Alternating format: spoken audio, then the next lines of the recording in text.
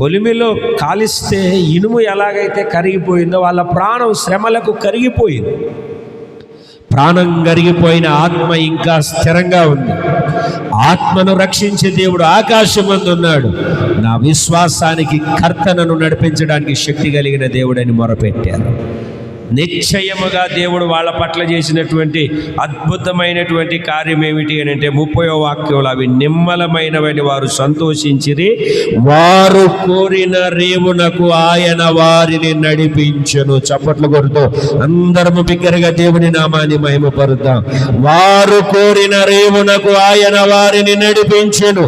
ఈరోజు నీవు కోరిన రేవుకు దేవుడు నిన్ను నడిపించును గాక.